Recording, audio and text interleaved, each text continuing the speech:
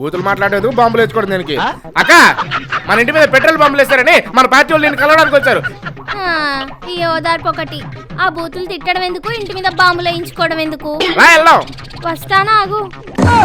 అక్క ఎంతసేపు అక్క వెయిట్ చేస్తున్నారు అక్క? ఏ ఆగరా, మేకప్ వేసుకోవాలి కదా. లిప్స్టిక్ ఓకేనా, జుంకాలు ఓకేనా, డ్రెస్ బాగుందా, కలర్ఫుల్ గా ఉన్నానా? అక్క మన పార్టీ వాళ్ళు వచ్చారు అక్క, ఫంక్షన్ కాదు. నేను కాబోయే పొలిటీషియన్ రా, ఈ మాత్రం గ్లామర్ మెయింటైన్ చేయకపోతే ఎలా చెప్పు. వెళ్దాం పదక్క. మరి కావ్య నాయకురాలకి జిందాబాద్. జిందాబాద్. Thank you.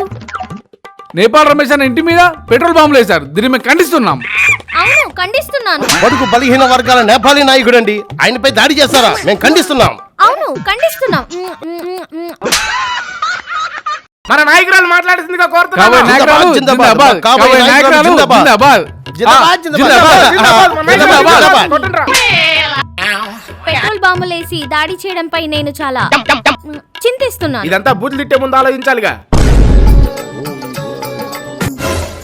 మన నాయకురాలు జిందాబాద్ కొట్టండి రా.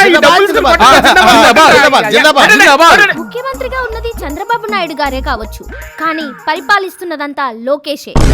దీన్ని మేము ఖండిస్తున్నాం. దీన్ని మేము ఖండిస్తున్నాం. దీన్ని మేము